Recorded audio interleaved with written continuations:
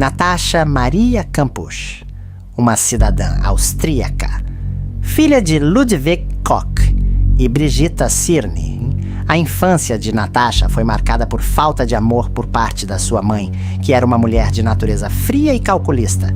Já seu pai, Ludwig, era um homem alegre, de sorriso fácil e uma natureza brincalhona, mas também despreocupado com a vida. O álcool, aliado à falta de responsabilidades com o trabalho na padaria que possuía, o fazia desaparecer nas noites com amigos.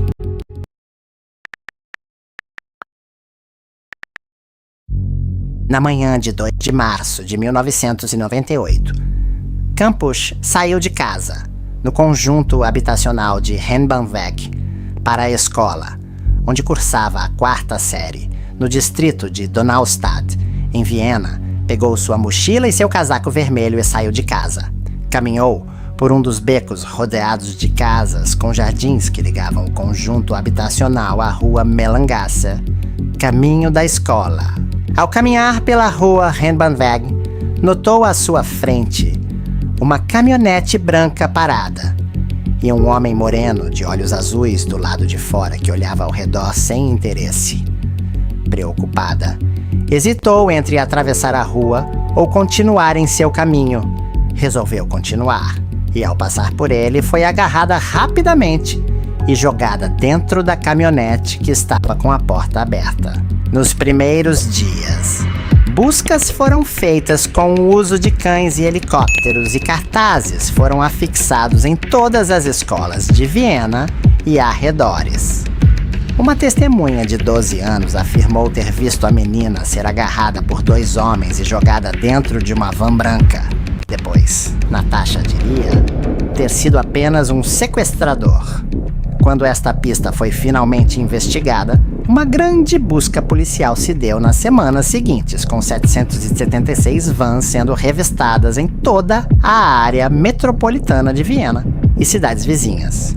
Entre as vans revistadas estava a do sequestrador, Cyclopil, que vivia a cerca de meia hora de carro do centro de capital, em Strasshof an der Nordbahn, mas o veículo não levantou nenhuma suspeita. Investigado numa batida policial, ele disse à polícia que tinha passado toda a manhã do sequestro em casa e que usava a van para transportar material para sua casa que estava reformando. Em sua primeira noite de cativeiro, um fino colchão no chão, ele desse um beijo de boa noite. Tudo feito pelo sequestrador com boa vontade. Nos primeiros 6 meses de cativeiro, ela não teve permissão de sair da cela em nenhum momento. Não pôde tomar banho, a não ser na pequena pia da cela. Não podia olhar, nem falar com o Cyclopil sem autorização. E por vários anos não pôde deixar o pequeno espaço à noite. No primeiro ano, era obrigada a chamar seu captor de mestre, o que sempre se recusava a fazer, mostrando rebeldia que lhe custaria surras. Natasha, muitas vezes, dormia algemada a Wolfgang, na cama dele. Era obrigada a raspar a cabeça para que fios não ficassem pela casa. Passou períodos de fome, chegou a apanhar mais de 200 vezes numa semana até ouvir sua própria espinha estalar. Era obrigada a lavar, cozinhar, arrumar e limpar a casa quase nua, geralmente apenas de calcinha e boné. Qualquer erro, principalmente com a preparação da comida, era motivo para gritos ou tapas. No fim do dia, quase sempre voltava a ser trancada em sua masmorra após ouvir seu nome num programa de rádio que debatia um novo livro sobre pessoas que haviam desaparecido sem deixar vestígios.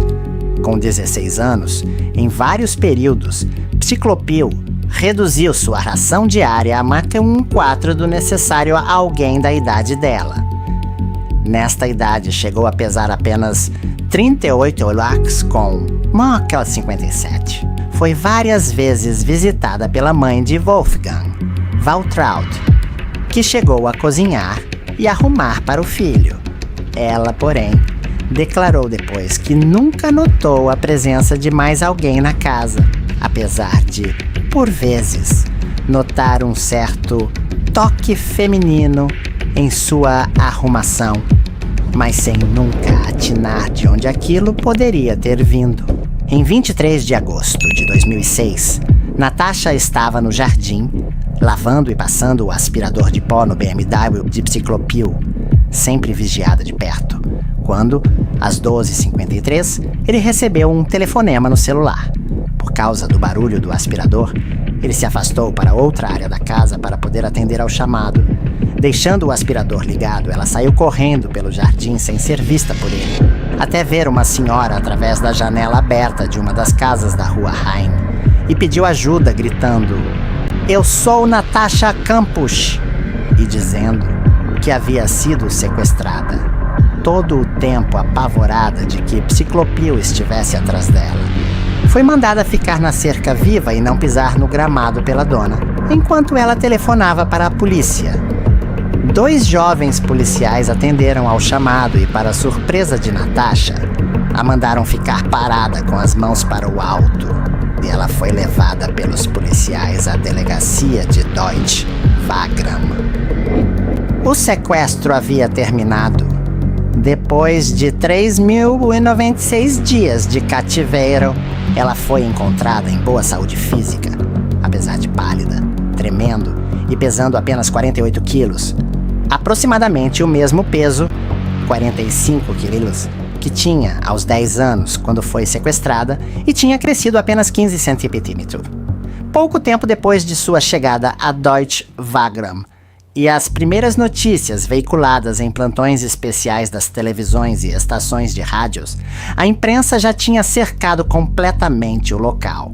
Seus pais, avisados, a encontraram em Viena em estado de choque e euforia com a fuga de Natasha. Wolfgang Ciclopil fugiu da casa e vagueou o dia todo por Viena. Encontrou-se com um amigo e ex-sócio, Ernst Holzapfel, num shopping center, onde lhe confessou os motivos de seus atos e teve sua imagem capturada por câmeras de segurança do estabelecimento quando se encontrava num balcão de informações.